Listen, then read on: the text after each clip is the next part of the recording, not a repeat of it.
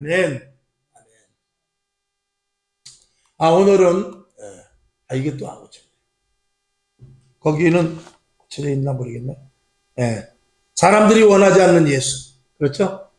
저쪽에 고쳤는데 여기 안 고쳐. 사람들이 원하지 않는 예수입니다. 24일. 자, 그래서 땅 끝까지, 그럼에도 불구하고 우리는 땅 끝까지 복음을 전파해야 된다는 그 말씀입니다. 자, 그래서 한번 보죠. 세상은 예수를 원하지 않습니다. 여러 가지 이유가 있는데, 물론 새벽에도 말씀을 드렸습니다.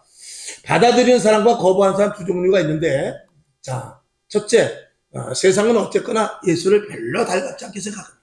저와 여러분도 예수를 믿었지만 처음에 반대했던 사람이 있을 것이고, 또 모태신앙은 어려서부터 믿었지만 그 중간에도 하나님을 불신하고 하나님에 대해서 우리가 의심한 적도 왜 없겠습니까만은, 그럼에도 불구하고 오늘 저와 여러분 가장 많은 큰 복을 받은 줄로 믿습니다. 첫째, 그들이 왜 싫어하느냐? 하나님의 아들이심을 싫어하는데, 자신들이 그 당시에는 자신들이 하나님의 아들임을 절대적으로 부인했고 신성 모독죄로 예수님을 죽였으니 예수에 대해서 다시는 생각하고 싶지도 않겠죠.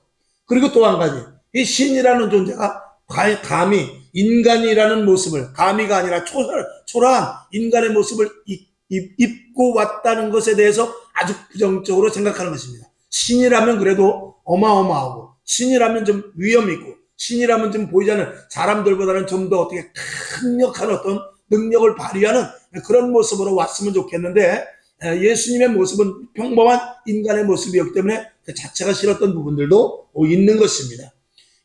보통 이런 이방신들의 신전을 가게 되면 엄청나게 크게 됩니다.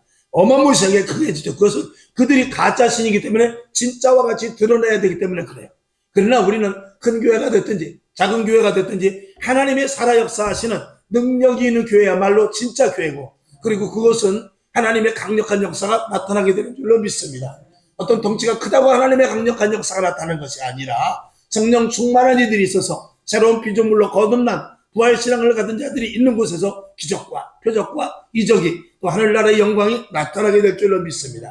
그 다음에 사람들은 자기가 회개해야 될 부분에 대해서 싫어합니다. 자기가 죄인이라고 그러고 죽어야 마땅할 사람이라고 그러고, 그리고 지옥 가야 된다고, 이런 소리가 아주 반항적으로 싫어하는 것입니다. 죄에 대한 이런 문제에 대한 반감이 이 사람들에게는 본능적으로 잠재되어 있죠. 그래서 이 교회를 오게 되면 좀 더 성실해야 되고 좀 더 깨끗해야 되고 자기가 했던 모든 것들을 버려야 될 부분이 있지 않습니까? 내가 예전에는 거침없이 어느 장소를 갔는데 만약에 예수를 믿고 은혜 받으면 그 장소를 가지 못하는 이런 일들이 생기죠. 예전 같으면 거침없이 내가 이런 일을 했었을 텐데 이제 예수를 믿게 되면 어떠한 일을 하지 못하는 이 제약에 걸리는 것조차도 싫은 것이죠. 옛날에는 우리가 차를 가지고 다닐 때 그래서 차 뒤에 보면 십자가 다 걸고 다녔어요. 앞에다 성경책 다 놓고 다니고 뒤에다라도 성경책 놓고, 또 그리고 뒤에 트렁크에 보면 뭐가 있죠? 물고기 표시가 다 있었어요. 그래서 나 예수 믿는 사람이야 이랬거든요. 지금은 교회차도요, 교회 이름도 써붙이지도 않고요. 옛날에는 교회차 앞에 십자가를 탁 붙이고, 그래서 음주 단속을 쫙 지나가면은 앞에 십자가가 딱 있으면 통과, 이럴 정도로 그랬어요. 근데 지금은 그런 것들 십자가도 안 걸고 다니고 뒤에 물고기도 없거니와 교회 이름도 쓰지도 않거든요. 왜? 위반하면은 망신이다. 위반을 안 할 생각을 하지 않냐고. 혹시 위반할 소지가 있는데 위반을 하게 되면은 이거는 하나님 망신, 내 망신 아닙니까 하는 그런 그럴듯한 포장으로 그러는 것이죠. 이렇게 사람들은 점점 악에 대하여, 그래서 어디 가도 예수 믿는 것을 가능하면 드러내질 않습니다. 그래서 먼저 처음 만나는 사람, 또 그리고 회사를 처음 들어갔을 때 어떤 김 사장, 박 사장과 거래를 할 때 저는 그리스도인입니다, 교회를 다니는 사람입니다, 이런 것들을 잘 드러내지 않고 안 하다가 나중에 자기가 좀 회사 가서도 좀 착한 모습을 많이 보이고 내가 실수하지 않고 그리고 몇 달 회사 그만두지 않고 잘 다닌 다음에 그 다음에 교회 다닌다고 얘기해야지. 왜냐하면 중간에 내가 싫으면 관둬야 되는데 교회 다니는 사람이 왜 그러냐 그러면 어쩔까봐. 또 회사에 처음에 들어서 나 교회 다닌다고 말하면 내가 그 상대방과 어떤 이야기라든지 충돌이 생겼을 때 내가 손해보는 부분이 생길까봐, 이런 것들이 많이 있기 때문에 교회 다니는 것을 잘 말하지 않는 그런 부분들이 있는 이런 비겁한 그리스도인들이 있는 것이죠. 초대교회 사도들은 그렇지 않습니다. 초대교회 성도들은 그렇지 않습니다. 자기가 예수 그리스도인, 자기가 그리스도인이라는 것을 분명하게 드러났죠. 그래서 그들은 만날 때마다 예수님은 살아계셨습니다. 예수님은 살아계셨습니다. 주님은 살아나셨습니다. 주님은 살아나셨습니다. 주님은 부활하셨습니다. 이거를 그들에게 첫 번째 인사가 그거였던 것이죠. 많이 우리가 생각해 봐야 될 문제죠. 자, 부활의 도 전함을 싫어합니다. 부활은 위의 모든 것들을 인정해야 되기 때문에 싫은 것이죠. 이 부활의 도라는 이 속에는 완전한 변화와 새로운 피조물로서의 이 변화된 모습, 이런 것들을 두각시켜야 되는 이런 것들이 있는데, 예수 믿는 사람들 보니까 너무 깨끗하게 살죠. 예수 믿는 사람들 보니까 자기 것을 내놔야 되지 않습니까? 예수 믿는 사람들을 보니까 항상 손해봐야 되지 않습니까? 예수 믿는 사람들 보니까 할 말도 못하지 않습니까? 이런 것들조차도 다 싫은 거죠. 그러니까 교회를 안 다니면 자기가 얼마든지 행세를 할 수가 있는데, 교회를 다니게 됨으로 말미암아서 행세하지 못하는 이런 것들 때문에 예수 믿는 것을 거부하는 일들이 많이 생기는 것이죠. 자, 우리는 예수님이 어떤 분인지 분명히 알아야 되는데, 히브리서 1장 3절에 아주 정확하게 예수님이 어떤 분인지를 아주 밝히 드러내고 있어요. 물론 성경 전체의 말씀이 있습니다만, 자, 히브리서 1장 3절을 볼까요? 시작. 이는 하나님의 영광의 광채시요 그 본체의 형상이라. 그의 능력의 말씀으로 만물을 붙드시고 죄를 정결케 하는 일을 하시고 높은 곳에 계신 위엄의 우편에 앉으셨느니라. 아멘. 자, 예수님, 이는 예수님이죠. 하나님의 영광의 광채. 하나님은 우리 보이지 않습니다. 근데 하나님을 드러내신 분이 예수님이십니다. 말씀으로 말미암아 육신을 입고 오신 분이죠. 말씀이시면서 육신을 입고 오신 분입니다. 그 본체의 형상이에요. 본체. 하나님의 본체의 형상으로 드러내는 것이 예수 그리스도라고 성경은 말하고 있어요. 그의 능력의 말씀으로 만물을 붙드시다. 그러니까 예수님이 아니면 이 땅의 모든 만물은 움직일 수조차도 없는, 즉 그것은 뭐냐면 예수님은 생명의 근원이요, 생명의 원천이라는 사실이죠. 예수님으로 말미암아 죽이기도 하고 살리기도 하는 것입니다. 예수님은 생명을 쥐고 계신 분입니다. 그러니 우리는 누구를 의지해야 됩니까? 예수님을 의지해야 되죠. 자, 예수님이 우리의 생명을 쥐었다는 것 속에는 무엇이 들어있냐면 우리의 죄를 정결케 하시는 일을 하시고 그랬어요. 우리의 죄를 정결케 하셨다는 것은 우리를 죽을 자에서 산 자로 만드셨다는 것입니다. 그러니 예수님이 이 땅의 모든 전부요, 예수님이 이 땅의 모든 우리의 생사화복을 주관하시고 예수님이 이 땅의 생명을 죽일 수도 살릴 수도 있는 권한을 가지신 분이면서 결국은 이 죄의 문제를 해결해 주신 분이다. 우리가 1장 3절에서 분명히 중요시 여길 것은 죄를 해결하는 일을 하시고, 여기는 다 하나님의 멋진 모습입니다. 또 여기도 높은 곳에 계신 위엄의, 즉 하나님 우편에 앉아 계신 분이에요. 그러니까 첫 번째, 두 번째, 세 번째, 다섯 번째 다 하나님, 즉 예수님 멋진 분입니다. 그런데 이 네 번째는 죄를 정결케 하는 일을 하시고는 예수님이 초라한 모습으로 오셨어요. 그런데 이게 기독교의 진수인 것입니다. 이게 기독교의 정수예요. 그래서 우리가 낮아질 수 있고요, 그래서 우리가 희생할 수 있고요, 우리가 남을 위해서 죽을 수 있는 거예요. 왜? 하나님이신 예수님께서 이 땅에 오셔서 무엇을 하셨냐면 죄를 정결케 하는 일을 하신 데 있어서 십자가를 지기까지 죽으셨기 때문이죠. 이건 정말 있을 수 없는 일입니다. 하나님이 다른 방법을 택하신 것이 아니라 죄의 사망이라는 거예요.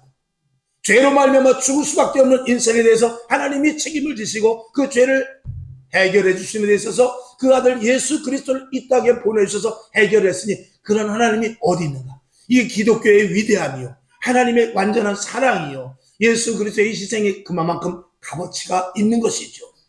이 기독교라는 이 예수를 믿는 이 종교는 이 땅에서 이런 공식이 하나도 없습니다. 기독교 외에는 이런 공식이 없는 것입니다. 기독교만이 죄를 정결케 하심으로 말미암은, 예수 그리스도로 말미암은 죄를 정결케 하시는 일을 정말 하신 분, 이거는 정말 기가 막힌 일이요, 이거는 있을 수 없는 일이며, 이건 우리가 생각할 때마다 정말 하나님 앞에 부복할 수밖에 없는 그런 모습인 것이죠. 성경은 그렇게 말합니다. 예수를 닮을 것을 이야기하고 있습니다. 저와 여러분 특별히 이런 모습을, 죄를 정결케 하는 일에 대하여 하신 예수 그리스도를 닮으시기를 주님의 이름으로 축원합니다. 그러면 우리는 이 하나님께서 예수 그리스도에게 주셨던 이 영광의 모든 것들도 우리가 누리게 될 것입니다. 두 번째, 우리는 예수의 죽으심조차도 분명하게 전해야 되죠. 왜냐하면 예수의 죽으심으로 말미암아 부활이 있기 때문에 그렇죠. 죽지 않으면 부활이 있을 수 없는 것이죠. 자, 성경에 예언된 기록의 첫째는 사도행전 13장 29절 시작. 성경에 저를 가리켜 기록한 말씀을 다 응하게 한 것이라. 후에 나무에서 내려다가 무덤에 두었어. 예수님께서 십자가에 못 박혀 돌아가신 사건도 이게 순간 즉흥적으로 한 것이 아니라 하나님께서 다 예정하시고 이미 다 선포하셨던 예언의 말씀이라는 것이죠. 그 다음에 죄를 담당해야 됩니다. 십자가가 아니면 죄를 담당할 수가 없죠. 골로새서 2장 15절 시작. 정사와 권세를 벗어버려 밝히 드러내시고 십자가로 어떻게 해요? 승리하셨다는 것입니다. 십자가가 당시에는 미련한 것이고 하나님의 아들이라고 했으면서 죽는다는 것이 수치스러운 일이었지만 그 십자가로 말미암아 모든 죄를 정복해 음부의 권세를 이기는 놀라운 대반전의 역사가 일어났기 때문에 반드시 십자가의 사건이 있어야 되고, 그리고 더 놀라운 것은 죽었지만 다시 살으셨다는 것이죠. 죽어야 부활합니다. 로마서 6장 4절 시작. 그러므로 우리가 그의 죽으심과 합하여 세례를 받음으로 함께 죽으라 그 말이죠.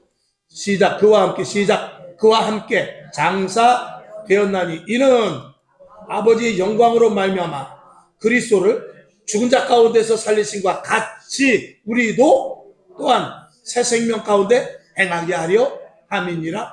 아멘. 예수님과 함께 죽은 자만 예수의 부활을 따르는 것입니다.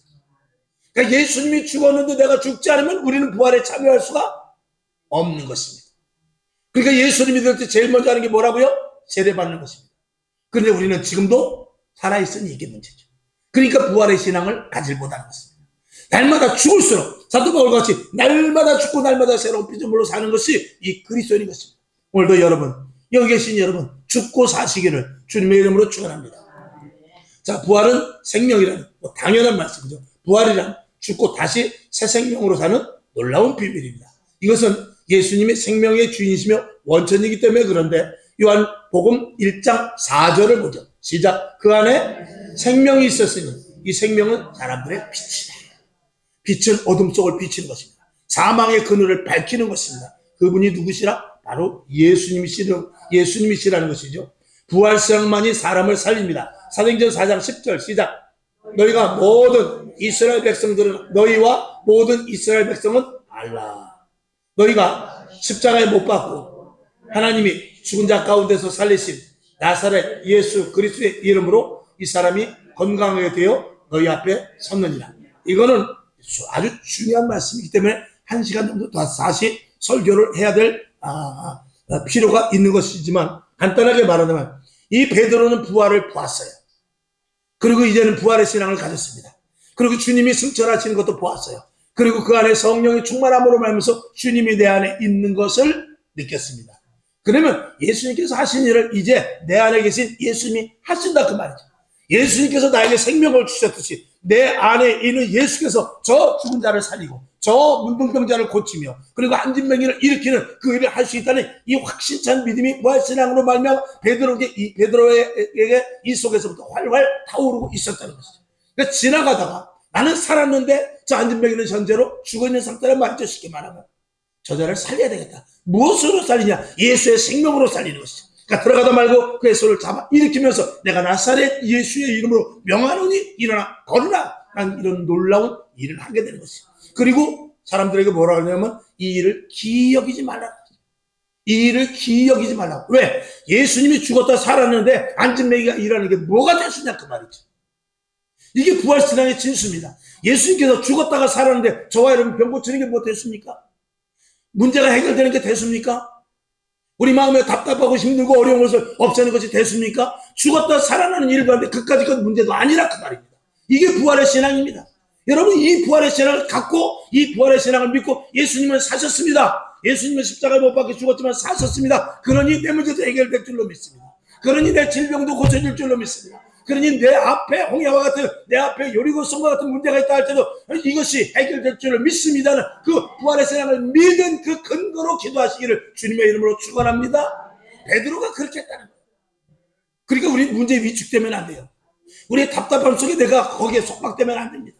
질병 속에서 거기서 헤매면 안 됩니다. 예수님의 부활을 믿음으로 말미암아 저와 여러분이 예수의 부활을 분명히 믿을진데 그 말씀을 자고 주님 사셨지 않습니까? 주님 부활하셨지 않습니까? 주님 죽었다가 사셨지 않습니까? 3일 만에 그것도 사신 것 아니겠습니까? 그러면 내 문제 정도야. 그러면 내 힘든 정도야. 내 질병 정도야. 내 앞에 가로막힌 문제 정도야. 하나님 해결하실 수 있을 줄로 믿습니다는 확고한 믿음을 가지고 그 말씀을 붙잡고 기도하라 그 말이지. 아멘. 그래서 부활신앙에는 어떻게 해요? 당연히 힘이 있게 됩니다. 그러니까 부활이 우리에게 믿어지지 않기 때문에 지금 23일 동안 4일 동안 계속 말씀드렸지만 그럼에도 불구하고 예수님이 죽었다 사셨지라는 것이 그냥 우리가 지식으로만 알지, 예수님이 분명히 살아셔서 오늘도 역사하시고 예수님이 오늘도 일하시고 하나님이 나를 도우시며 성령의 강력한 역사로 말미암아 이 땅의 모든 교회와 성도들이 하나님 안에서 움직여진다는 것이 우리가 체감되고 느껴지고 그것이 뜨겁게 와 닿으면 우리의 기도는 달라집니다. 아멘. 그러니까 제가 한 달 동안 집중해서 하는 것은 예수 그리스도의 부활을 분명히 믿을 것을 제가 아주 작정하게 말씀을 드리고 있습니다. 그냥 지식으로 예수님 살아셔서 책에 써 있으니까 그대로, 근데 그냥 믿는 것이 아니라 정말 그 믿는 대로 그대로 믿고 기도하라는 것이죠. 하나님의 말씀은 어떻게 해요? 믿음은 어디서 난다고 그랬죠? 들음으로 나는 것입니다. 계속해서 들어야 돼요. 들으면 믿음이 생깁니다. 듣지 못하면 믿음이 생기지 못합니다. 예배, 그래서 가장 중요한 것은 신앙생활에서 가장 중요한 것은 예배입니다. 예배. 기도는 많이 하는데 예배 빠진다. 그건 안 됩니다. 당연히 예배에 많이 참석하면, 예배에 꼬박꼬박 참석하게 되면 기도 제목은 우리들에게 저절로 오게 돼 있어요. 기도 안 할 수가 없게 되는 것입니다. 예배를 빠지니까 기도를 못하는 것이지, 예배에 참석하면 기도를 안 할 수가 없는 것이죠. 우리가 들음에 대해서는 한번 전에도 말씀을 드렸습니다만, 듣는다라는 것은 행함까지 포함된다라는 것을 한번 말씀드린 적이 있어요. 왜냐하면 말을 듣는다는 것은, 자, 우리 사모한테 여기 컵에 물 좀 한 컵 떠와. 그러면은 듣고 끝나면 안 돼요. 내가 예를 들어 여기 물이 지금 다 떨어졌으니까 물 한 컵 떠와. 그러면은 내가 알았어요. 물 떠오라니까 알았다고요. 다 듣고 있어요. 그건 듣는 게 아니에요. 듣는다는 건 뭐냐면 물을 떠오라고 그랬으면 물을 떠다 놔야 잘 듣는 것입니다. 우리의 신앙도 마찬가지입니다. 아는 것으로 끝나면 안 된다니까요. 아는 것으로 끝나면 안 되고 알면 그대로 행해야만 그게 온전한 들음으로 말미암은 열매까지 나는 거예요. 어떤 할아버지가 손자한테 그랬어요. 얘야, 신부는 같지만 물 좀 한 컵 떠올래? 그랬더니 손주가 뭐라 그러는지 알아요? 핑계 같지만 바쁜데요. 요즘 애들이 그래요. 그 정도로 냉랭합니다. 자, 우리는 하나님 앞에 핑계가 없어. 하나님의 말씀을 지식이 아니라 그걸 믿을진데 우리는 행할 수밖에 없는 것이죠. 항상 기뻐하라고 하면 내 앞에 슬픈 일이 있어서 기뻐하는 거예요. 쉬지 말고 기도하라면 형편과 사정이 문제가 아니고 기도하는 것이죠. 범사에 감사하라면 고난과 역경 가운데서도 감사할 수 있는 것이, 이게 듣는 자입니다. 거기까지 갈 수 있기를 주님의 이름으로 축원합니다. 자, 고린도전서 2장 2절을 봅시다. 시작. 내가 너희 중에서 예수 그리스도와 그의 십자가에 못 박힌 것 외에는 아무것도 알지 아니하기로 작정하였다. 오직 주 예수 그리스도 십자가, 거기서 예수님께서 십자가에 못 박혀 죽었다는 것, 그거 외에 다른 것은 믿을 게 없다는 것입니다. 거기서 죄사함을 받아야만 내가 새로운 피조물이 되기 때문이시죠. 자, 죽음을 두려워하지 않기 때문에 이 부활신앙에는 힘이 있게 된다. 자, 반드시 전해야 할 복음, 땅 끝까지 해야 되는데 우리가 반드시 전해야 될 복음이 무엇이냐? 첫째, 한번 써봤습니다. 첫째, 하나님의 아들이심을 분명히 전해야 되죠. 그 다음에 십자가의 죽음을 우리가 분명히 전해야 되고요. 사망을 이기시고 부활하심을 전해야 되며, 아멘. 하나님 보좌 우편에 계심을 우리가 분명히 전해야 됩니다. 예수님이. 그리고 재림과 심판이 있을 것을 전하는 것. 이게 복음이에요. 여기서 하나라도 빠진다면 안 되는 것입니다. 자, 히브리서 9장 27절을 볼까요? 시작. 한번 죽는 것은 사람에게 정하신 것이요, 그 후에는 심판이 있으리니. 아멘. 이게 엄청나게 중요한 말씀 아닙니까? 한번 죽는 것은 사람에게 정하는데 그 후가 문제인 것입니다. 그 후는 누구냐? 부활신앙을 가진 자들만의 승리인 것입니다. 아멘. 자, 사도행전 4장 12절 시작. 다른 이로서는 구원을 얻을 수 없나니 천하 인간에 구원을 얻을 만한 다른 이름을 우리에게 주신 일이 없음이니라 하였더라. 아멘. 오직 예수로 말미암아 구원. 오직 한 길, 오직 외길, 오직 그 길밖에 없다라는 것입니다. 자, 우리가 이제 그 뒤집어서 한번 보겠습니다. 8시 5분이죠? 자, 이거는 제가 이제 브로그를 한번 달아봤습니다. 뒤에 보면 분명한 부활과 분명한 진리임에도 전도의 벽에 부딪히는 이유가 있습니다. 부활과 하나님의 말씀이 분명한 진리죠. 부활이 진리요, 분명함에도 불구하고요. 그런데도 전도의 벽에 부딪히는 이유가 무엇인가? 물론 지금까지 말씀을 다 드렸습니다. 자, 첫째는 뭐라고 되어 있죠? 교회가 갖추어야 할 뭐죠? 비가시적 구조. 여기서 비가시적 구조라는 것은 보이지 않는 구조를 말해요. 보이지 않는 구조. 구조가 눈에 보이고, 우리가 눈에 보일 때는요, 교회 십자가도 돼 있고, 교회도 크고, 어느 교회. 이름만 되면, 그 교회는 성도가 몇만 명이래. 그 교회는 전도왕도 있대. 그 교회는 11조 하는 사람이 굉장히 많대. 많이 하는 사람이 많대. 그 교회는 영향력도 있고, 많은 이웃을 도와준대. 이런 것들이 가시적인 것입니다. 근데 비가시적인 것은 뭐하냐? 내면에 내재되어 있는 새로운 피조물로서 거듭난 자의 모습인 것입니다. 그러니까 이 내면의 성령의 역사가 없으면, 이 내면에 하나님으로 말미암아 충만하지 않으면 우리의 외형적인 신앙은 사실은 껍데기입니다. 내면이 제대로, 즉 비가시적, 보이지 않는 것이 우리에게 있어야 돼요. 자, 그건 무엇으로 비유할 수 있느냐? 나무가 바람이 불 때 쓰러지는 나무는 뿌리가 약한 나무입니다. 뿌리는 보이지 않습니다. 그러나 뿌리는 그 밑에서 계속적으로 영양분을 잡아 끌어올려야 되는데, 뿌리가 깊이 박히면 박힐수록 아무리 바람이 불고 비가 오고 바람이 분다 할때도 절대 넘어지지 않습니다. 그러나 뿌리가 약하면 오히려 저 나무는 이파리가 왜 저렇게 푸르냐? 저 나무는 열매가 너무 멋지다. 저 나무는 색깔도 좋고 크기도 하다. 근데 바람 불면 휙 쓰러지는 나무가 있다면 그건 뿌리가 없는 것입니다. 교회도 마찬가지입니다. 성도도 마찬가지입니다. 신앙의 경력이 문제가 아니에요. 예수 믿고 오래 믿고 그게 문제가 아니라 내가 집사 직분, 권사 직분, 장로 직분, 목사가 문제가 아니라 그 내면에 성령으로 말미암아 얼마만큼 채워져 있느냐, 이게 중요한 것이죠. 자, 그래서 여기 첫 번째 보면 교회의 속성에 대해서, 교회의 가치에 대해서, 또 그 다음에 우리의 거룩성, 그리고 신령한 부분, 신학적 이런 모든 것들이 뒷받침돼 있어야만 우리의 신앙이 든든해지는데, 그것을 일목요연하게 한마디로 우리가 표현한다면 사도행전 1장 8절입니다. 시작. 오직 성령이 너희에게 임하시면 너희가 권능을 받고 예루살렘과 온 유대와 사마리아와 땅끝까지 이르러 내 증인이 되리라 그랬어요. 그 성령은 지혜의 신이요 모략의 신이요 알게 하시고 깨닫게 하시고 가르쳐 주신 것을 생각나게 하십니다. 그 성령 충만하면 우리 안에 있는 내가 미처 몰랐던 것까지라도, 내가 미처 생각하지 못했던 것까지라도, 내가 지식적으로 배우지 못했지만 지혜의 영이 내 안에 오셔서 알게 하시고 깨닫게 하시고 전하게 할 수 있는 놀라운 역할을 감당하게 하죠. 이런 자가 비가시적인 것들을 가지고 있는 자다라고 말할 수 있는 것입니다. 그 다음에 두 번째, 성령에 사로잡히지 못하니까 분별을 할 수가 없습니다. 이 성령이 내 안에 있어도요, 내 안에 사심이 있으면 분별하지 못합니다. 사심을 버려야 제대로 분별이 됐습니다. 즉 다시 말해서 내가 꼈던 안경을 버려야 됩니다. 빨간 안경을 쓰면 빨갛게 보이는 거예요. 파란 안경을 쓰면 파랗게 보이는 거예요. 그 안경을 벗을 때 진짜 원색이 나오게 되는 것이죠. 사상적으로나 경제적으로 사회적으로 이 땅의 모든 일어나는 일들을 측면에서 보면 안 됩니다. 정면에서 제대로 볼 수가 있어야 된다, 그 말이죠. 자, 사도행전 12장 2절을 보겠습니다. 시작. 너희는 이 세대를 본받지 말고 오직 마음을 새롭게 함으로 변화를 받아 하나님의 선하시고 기뻐하시고 온전하신 뜻이 무엇인지 분별하도록 하라. 아멘. 우리가 성령을 받아도 세상이 돌아가는 것에 휩쓸릴 수 있고, 성령을 받아도 어려운 환경이 오면 그 환경이 밀려날 때가 있고, 성령을 받아도 비가 오고 눈이 오고 풍파가 치고 내 심령에 요동이 있으면 거기에 내가 흔들릴 수 있으니 이게 문제인 거죠. 그러니까 내 속에서 흔들릴 수 있는 요지를 다 버려야 되는데, 그래서 사도 바울은 내가 가진 지식과 경험, 이 모든 것들을 다 뱃사물과 같이 버렸다고 그래요.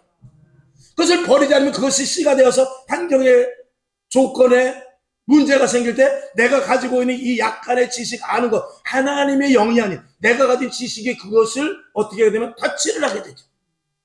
그것을 간섭하게 되어 있습니다. 그래서 이럴 땐 이렇게 해야 되는데 이게 슬그머니 일어나는 것입니다. 그리고 겁과 두려움이 점점 생기면서 문제를 어떻게 해결하지 하면서 그 문제를 성령님께서 지시하는 대로 가는 것이 아니라 내가 아직도 버리지 못한 잠재됐던 내 고집, 아지, 자아, 지식, 경험 이 모든 것들을 말며 문제를 풀어나가는 일들이 점점 커져서 급기야는 성령의 역사가 아니라 내가 가진 일들로 말미암아 문제를 풀어내려고 하는 데까지 이르러서 결국은 이를 망쳐버리는 경우가 생기는 것이죠. 그렇게 되면은 교인으로서 그리스도에서 가치는 뚝 떨어져 버리고 마는 거죠. 그건 세상 사람들과 똑같은 사람이 되는 것이죠.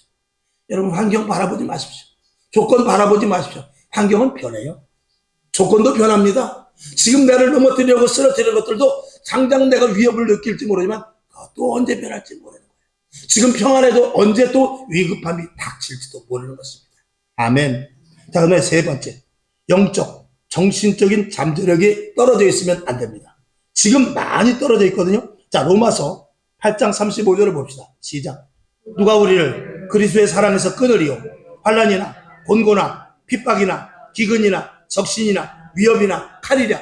이런 것들이 우리를 넘어뜨리는 요소가 있으니 뭐냐면 내가 가진 것들을 버리지 못했을 때라고 조금 전에 말씀한 것과 마찬가지입니다. 우리는 정신적으로 바로 서지 않으면 안 됩니다.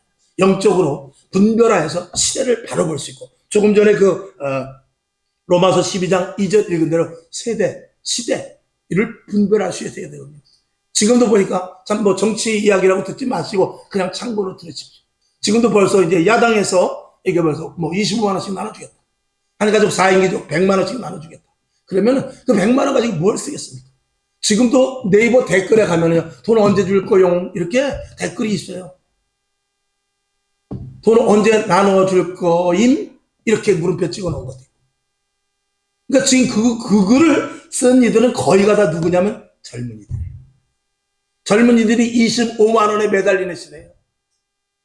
한 가족을 100만 원 가지고 매달리는 시대예요. 그 25만 원 가지고 뭐 했으냐? 100만 원 가지고 뭐 했으냐? 우리가 전에 코로나 때 써봤잖아요. 코로나 때 어떻게 썼느냐? 옛날에는 그냥 돈을 나눠주기 전에는 옛날 통닭을 먹다가 돈을 나눠주니까 무슨 치킨을 먹느냐? 제일 비싼 게 뭐죠? BBQ나 자담치킨 이런 걸 먹는 거예요.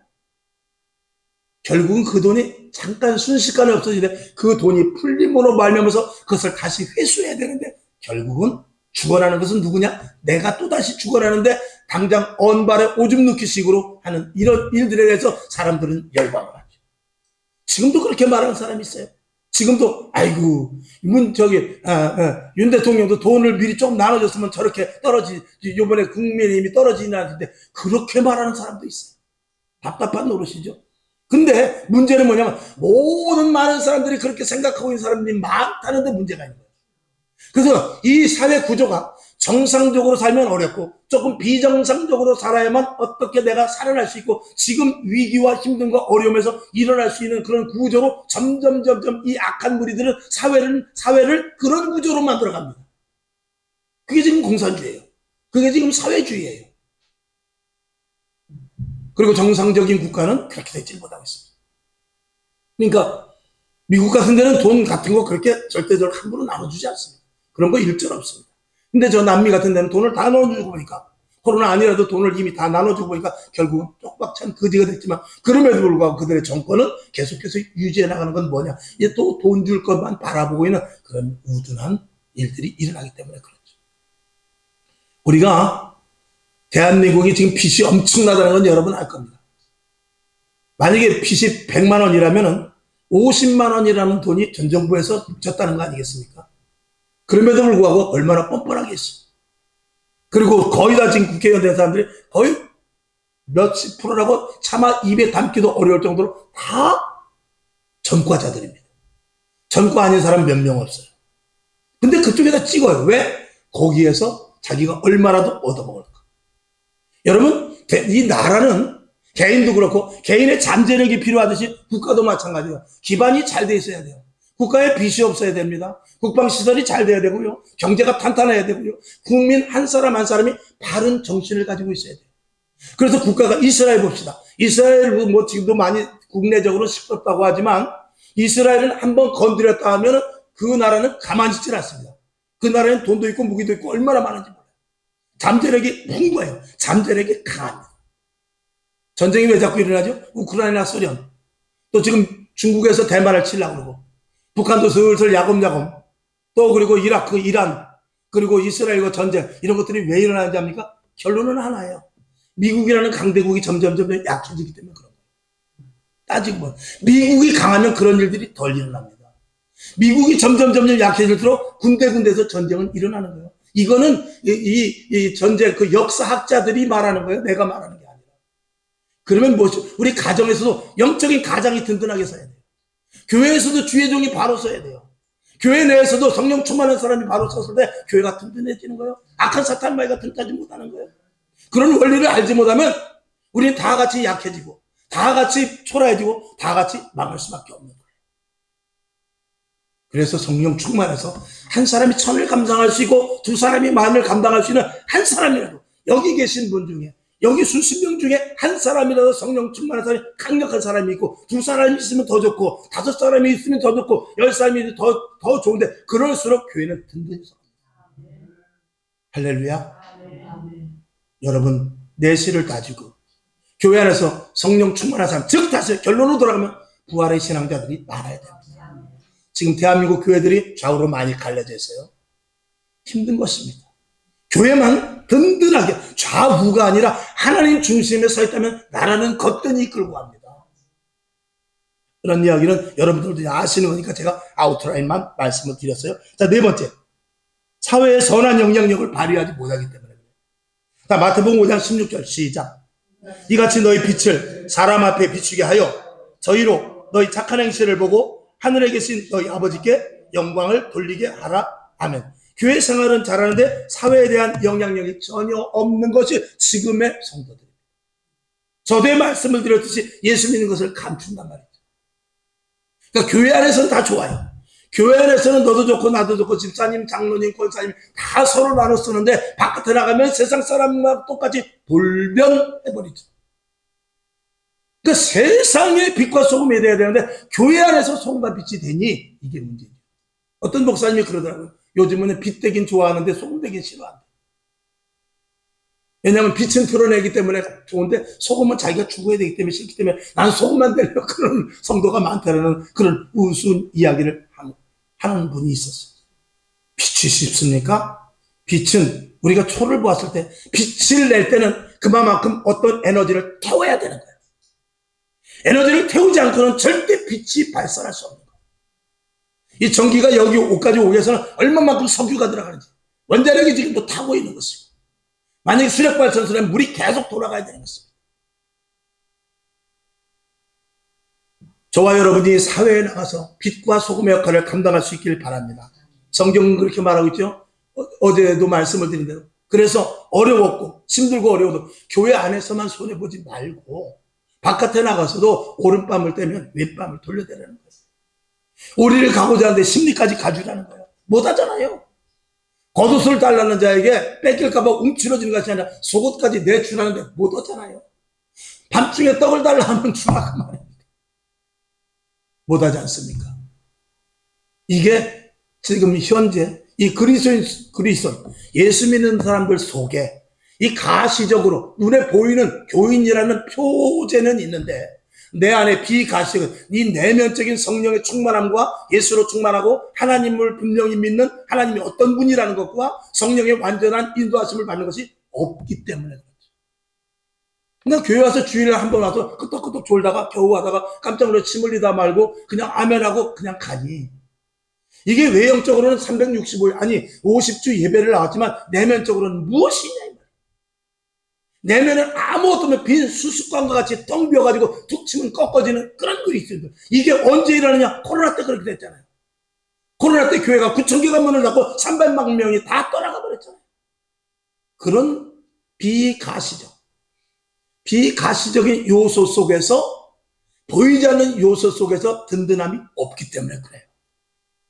여러분 내면에 충실하길 바랍니다. 영적인 것을 탐구하길 바랍니다. 성령 충만하기를 바라요. 말씀을 많이 보세요. 말씀이 깨달아지길 원합니다. 기도 많이 하세요. 그리고 세상에 나가서 거룩하고 성결하고 정결한 모습을 드러낼 수 있기를 주님의 이름으로 축원합니다. 굉장히 중요한 거 아니겠습니까? 자, 그 다음에 큰 두 번째 부활. 변화된 신앙을 어떻게 해요? 더 강조할 수밖에 없어요. 그러니까 교회 안에서는 도덕 윤리를 가리키는 것은 안 됩니다. 안 된다고 말하는 것은 제가 하도 그런 것을 많이 하니까 안 됩니다라고 말하는 거죠. 근데 그런 것들을 선포하는 목사님의 애로사항도 있어요. 교회에서는 집사님, 권사님한테 바깥에 나가서 차만 조금 누가 긁고 나갔어도 은혜를 다 까먹으니 하는 소리 있죠. 사실은 그런 것이죠. 그런 것들을 초월했을 때 우리의 신앙은 어떻게 해야 되느냐? 점점 우리가 예수 그리스도로 말미암아 거듭난 신앙을 가져야 됩니다. 또 부활의 신앙을 가져야 됩니다. 새로운 피조물이라는 것을 알아야 됩니다. 저와 여러분 하나님의 자녀라는 신분을 잊어버리면 안 됩니다. 서로 예수님께서 이 땅의 모든 것들 내가 다 이루었다라고 말씀하시면서 십자가에 못 박혀 돌아가셨으니 예수의 이름을 사용해야 됩니다. 이런 것들을 계속해서 교회 안에서 그 어떤 것보다도 강력하게 프로테이지를 많이 넣어서 선포를 해야 돼요. 여러분 예수 잘못 믿으면 지옥 갑니다 이렇게 말해야 돼요. 예수 잘 믿어야 상급 받습니다. 이런 것들을 진정으로 말을 할 수 있어야 되는 것이죠. 그러니까 제가 이렇게 선포할 때도 여러분의 눈을 맞추면서 보는 것은 그냥 이렇게 그냥 어떻게 뭐라고 그럴까요? 그냥 이렇게 의도적인 것이 아니라 그냥 이렇게 그냥 표면적으로 이렇게 눈을 맞추는 것이지 실질적으로 누구에다 대고 이야기할 수 없는 것이 바로 그런 이유인 것입니다.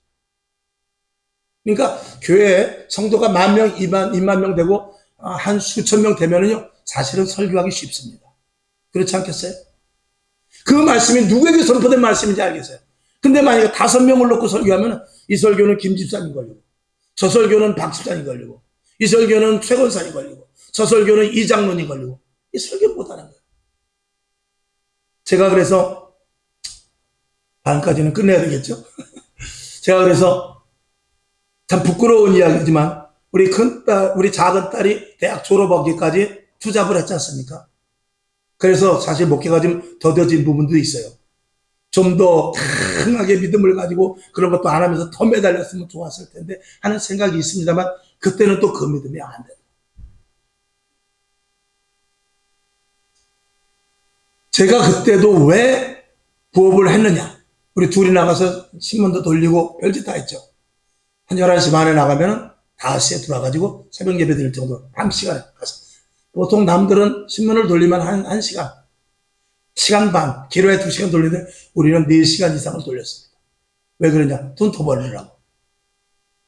왜? 내가 먹고 마시고 할 수 있어야만 제대로 설교를 할 수 있기 때문에. 내가 돈이 딸리면 설교를 할 수가 없어요.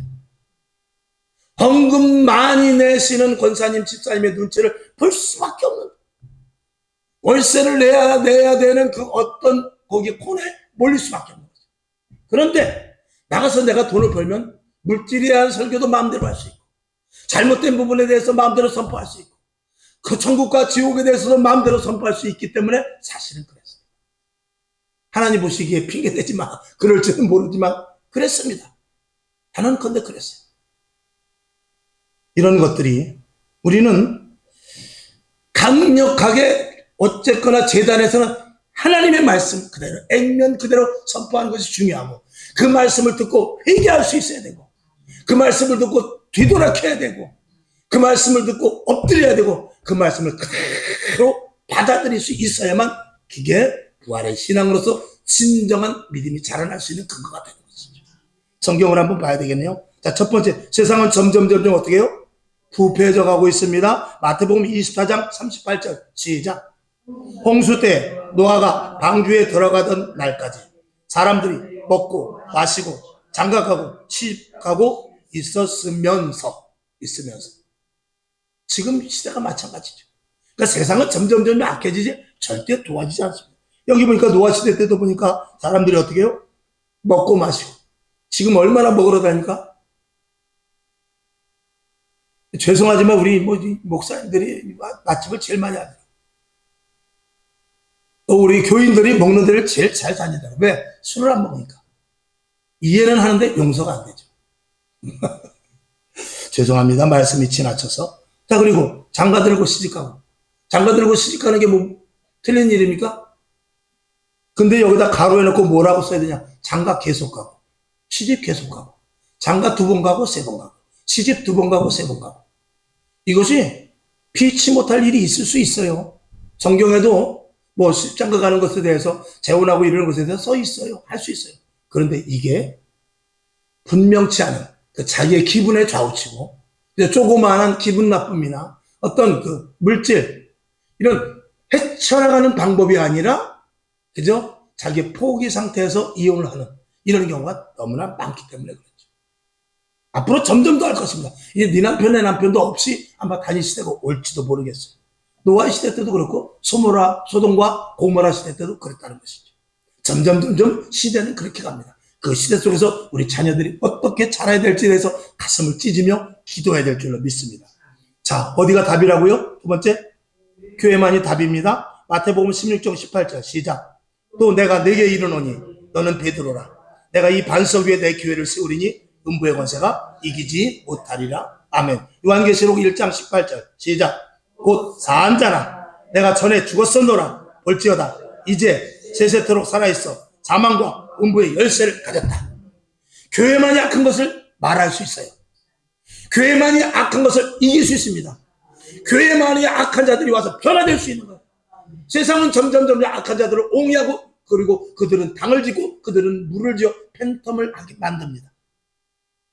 교회는 그것이 용납되지 않는 가장 이 세상에서 유일한 기관입니다. 그렇기 때문에 교회를 온전하게 하나님이 기뻐하시는 주의 몸된 교회를 세워나가는 것이 우리의 마지막 때 사명인 것입니다.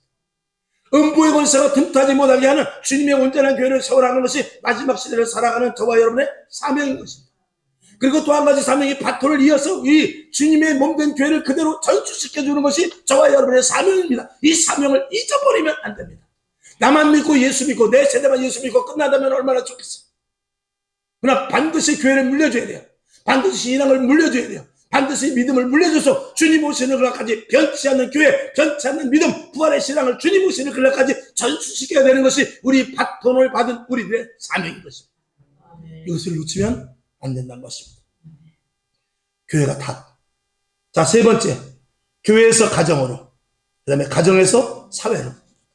여러분, 사회는 가정을 만들어내지 못합니다. 사회는 자녀들을 절대 책임지지 않습니다. 점점 자녀들이 사회로 나갈수록 어떻게 되느냐? 내가 자녀들에게 신앙을 바로 가르쳐서 자녀들이 그것을 가지고 친구를 만났을 때, 야, 이건 나쁜 일이야. 이렇게 하면 부모님의 걱정거리가 되는 거야. 이렇게 하면 우리가 안 되지. 우리가 그래도 부모가 우리를 먹여주고 재워주고 그리고 나를 이렇게 키우는데 이러면 안 되지. 이렇게 말하는 것이 아니라 세상에 나가서 못된 것들을 배워가지고 집에 와서 어머니 아버지한테 뭐라면 우리 친구도 이랬는데 걔도 이랬는데 요즘 다 이래 엄마 아빠 해주세요 그러고 강짜를 부리는 시대가 됐단 말이죠. 그러니까 웬만큼 분명하고 철저하게 자녀들을 교육시키지 않으면 우리 자녀들이 세상에 나가서 영향력을 발하는 것이 아니라 그 세상의 영향력을 가지고 집으로 돌아서 가정이 파괴될 수 있다. 이제 5월 달에도 이 말씀을 계속 할 거예요. 심각한 문제입니다. 자녀들이 지금 부모를 배우고 교회를 배우고 신앙을 배웁니까? 아니면 자녀들이 지금 세상을 배우고 세상 신을 배우고 세상에 흘러가는 대로 삽니까? 여기에 대해 저와 여러분이 분명히 대답할 수 있어야 돼요. 이거 대답하지 못하면 회개해야 됩니다. 이거 대답하지 못하면 우리가 무릎을 깨지더라도 엎드려야 돼. 이거 대답하지 못하면 우리 교회가 책임을 지고 끝까지 울며 기도하며 한 달간의 기도가 아니라 5월달에도 또 기도를 해야 돼. 교회만이 답이고 교회에서만이 해결책이 있고 교회 다니는 저와 여러분들이 가정을 살려야만 사회에 영향력을 끼칠 수 있는 자녀들로 만들 수 있기 때문에 이게 교회에서 있느냐? 이게 가정의 부모들을 통해 있느냐? 장로가 그 일을 하느냐? 권사가 일을 해야 목사조차도 그 일을 하느냐? 이건 심각한 문제가 아닙니까?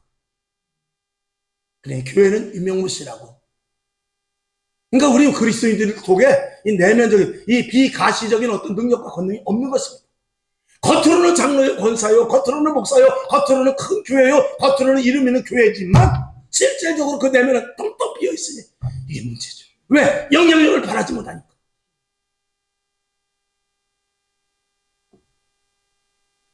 교회가 답이 될 수 있도록 저와 여러분 부활의 신앙을 가져야 돼요.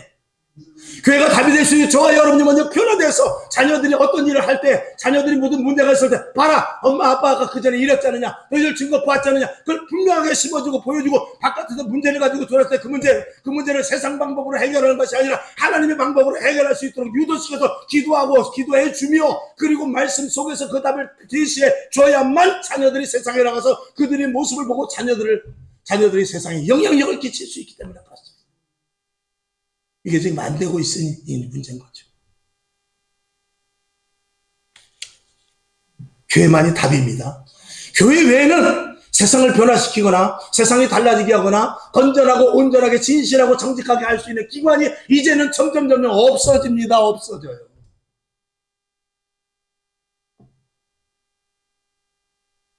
자, 사도행전 2장 42절. 길지만 봐야 되겠네요. 자, 시작. 저희가 사도의 가르침을 받아 서로 교제하며 떡을 떼며 기도하기를 전혀 힘쓰니라.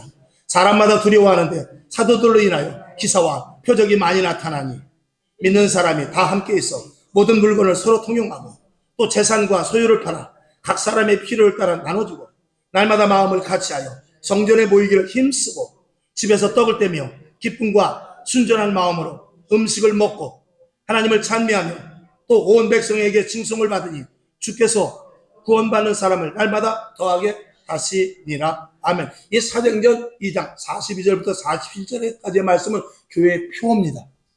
교회의 궁극적인 목표입니다. 교회는 이게 원형의 교회예요. 만약에 이 사도행전 교회에서 이것이 실패했으면 지금까지 교회는 존속되지 못했어요. 사도행전 교회는 이렇게 그대로 시스템을 만들어 놨어요. 하나님께서 이렇게 시키셨고 성령님께서 감독자가 되셔서 철저하게 이런 교회를 만들어 놓으셨어요. 그리고 이대로 존속되기를 위해서 성경에 이렇게 기록을 해놓고 그대로 우리에게 행할 것을 말하고 성령님이 지도하시고 나갑니다. 이 말씀을 그대로 외워야 되죠. 현재는 이게 역구조로 되어 있다고 그랬어요. 현재는 거꾸로입니다. 교회 안에 이런 일이 있습니까? 여기 4장 2절에서부터 2장 42절에서부터 47절까지 말씀 중에 지금 이 시대 교회에서 행하는 일이 몇 개나 있나 생각해 보십시오. 거의 없습니다. 기적과 표적이 나타납니까? 서로 물건을 통용합니까? 서로 재산과 소유를 팔아서 나눠줍니까?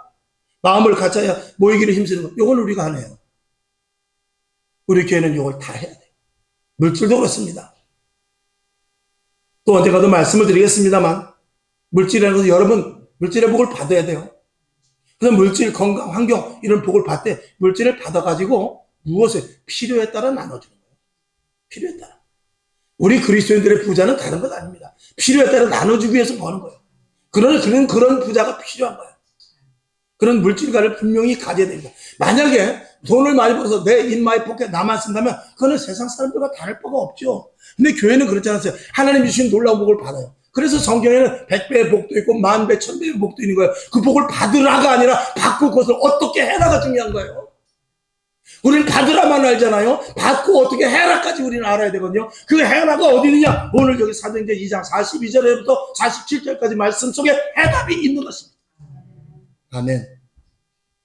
자, 넘어가고 부활의 신앙만이 개인, 교회, 가정이 아니고 가정입니다. 가정, 사회가 살 수 있습니다.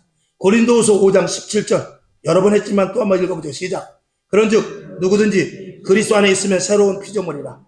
이전 것은 지나갔으니 보라 새 것이 되었도다. 아멘. 크게 해야 됩니다. 아멘. 그 다음에 로마서 2장 2절 아까 읽었습니다만 시작. 너희는 이 세대를 본받지 말고 오직 마음을 새롭게 함으로 변화를 받아 하나님의 선하시고 기뻐하시고 온전하신 뜻이 무엇인지 분별하도록 하라. 이 말씀을 신비에 새겨야 됩니다. 고린도전서 13장 11절 시작.